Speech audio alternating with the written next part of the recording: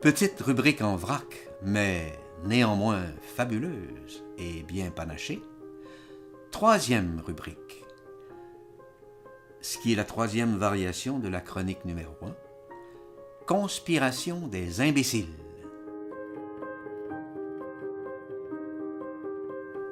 C'est en attendant Godot, et grâce au docteur Faustus, que j'ai pu enfin mettre la main sur le fameux rapport de Brodeck, et n'eût été l'inestimable intervention de M. Bloom, les champs de Maldoror seraient perdus pour toujours.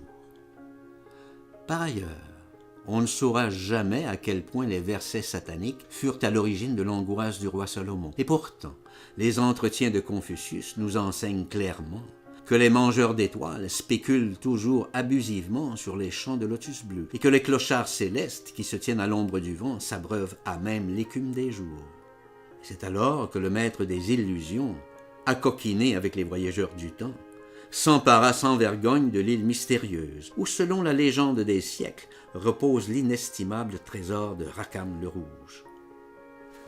Par ailleurs, il est dit dans mon carnet de nuit que l'homme rapaillé, après son séjour au pavillon des cancéreux, a décidé d'accompagner le général dans son labyrinthe, ne serait-ce que pour fuir tous ces imbéciles qui piétinent les fleurs. Et ce n'est que bien plus tard qu'on s'aperçut que le SS Manitoba ne répondait plus. Alors, que faire? Alerter le loup des steppes, que le roi se meure et que la conjuration des ténèbres amènera fatalement tous les syllogismes de l'amertume à s'imposer dans l'immense nuit américaine. Mais en revanche, à mesure que le nom de la rose évoquait pour moi les poèmes saturniens, le petit prince est venu me proposer le livre de l'intranquillité, qui, comme chacun le sait, s'apparente au discours de la méthode et où la condition humaine nous apparaît dans sa splendeur dérisoire. Somme toute, humain, trop humain peut-être. Néanmoins, le buveur de lune, en dépit de l'American Vertigo, nous avisa fort doctement que le livre des leurs nous confine à l'insoutenable légèreté de l'être. Mais de là à dire tout l'inconvénient d'être né, il n'y a qu'un pas que je franchis allègrement.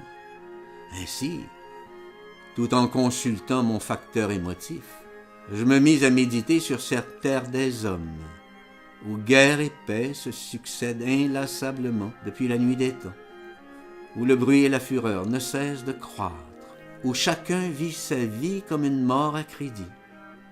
Et c'est à huis clos que j'entonnais le cantique des plaines, ce chant si plaintif qui me rappelle tellement une saison en enfer, là où les fleurs du mal se cueillent à même les soupirs de la nuit. Mais un loup est un loup, bien sûr, et même si tendre est la nuit, les Cosaques, après 100 ans de solitude, voguent encore entre la détresse et l'enchantement. Et c'est dimanche après la guerre que les bienveillantes accueillirent 3 demoiselles d'Avignon, nommément Nadja, Lolita et Nana, qui m'entretinrent de la mémoire de mes putains tristes. Et c'est à cette occasion que je croisai un vieil homme qui lisait des romans d'amour et qui m'interpella de sa petite voix espiègle. « Mais pour qui sonne le glas ?»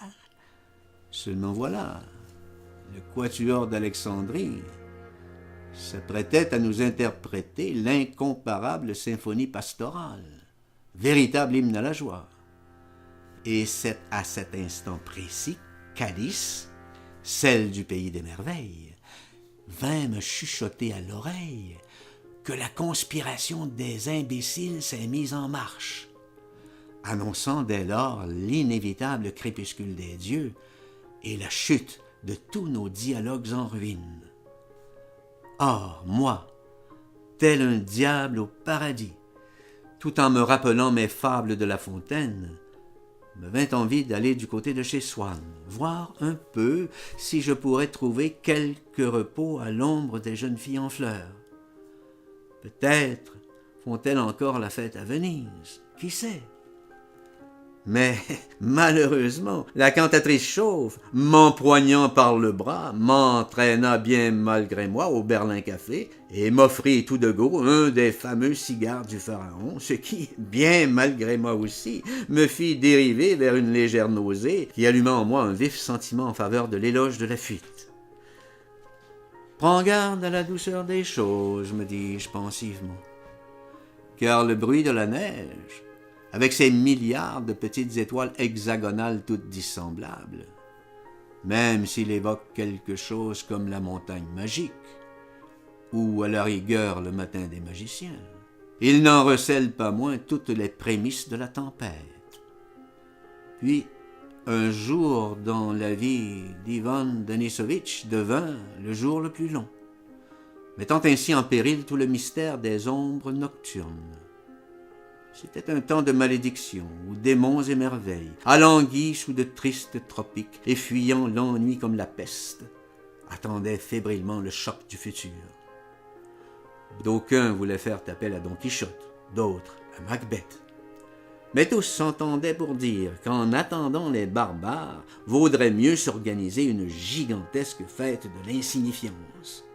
Mais voilà-t-il pas que la bande à Guignol, avec Jacques le fataliste en tête, s'engagèrent dans une guerre des mondes parfaitement insensée, préfigurant ainsi la naissance de la tragédie. Évidemment qu'il en résulta une incroyable guerre du goût, où Hamlet, journal d'Anaïs Nin en main, se leva et proclama de sa voix de stentor « Ainsi parlait Zarathustra !» Et c'est la mort dans l'âme que Pantagruel et Gargantua se mirent soudainement à déblatérer sur l'être et le néant. Certes, bien sûr que le soleil se lève aussi, et c'est au-delà du fleuve et sous les arbres que les âmes mortes se perdent en murmures sur le mystère de l'ombre jaune. Cependant, attention, car au-delà de cette limite, votre ticket n'est plus valable. Vous rappelez-vous d'Histoire d'eau? En fait, celle où les gens de Dublin, pour contrer l'hiver de force, s'étaient engagés dans un rigodon endiablé. Ils allaient ainsi d'un château à l'autre répandre les poèmes à loup à l'envers du tropique du Capricorne.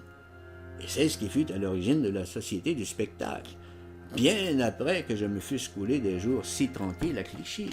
Puis l'étranger est venu, avec son gai savoir, nous apportant l'herbe du diable et sa petite fumée. Nous faisant l'éloge de l'infini, nous faisant rêver sur les neiges éternelles du Kilimandjaro, évoquant des féeries extraordinaires, mais nous ignorions que ce serait féerie pour une autre fois. Et c'est ainsi que dans le monde selon Garp, nous connûmes l'année du tigre, celle où Ilona vient avec la pluie, et celle où les 7 boules de cristal, ainsi que la chimère énigmatique, étaient toutes garantes de la promesse de l'aube. Évidemment, ici, il faudrait être idiot pour évoquer les pensées de Pascal, car tout l'œuvre au noir se veut une charge féroce contre la pastorale américaine.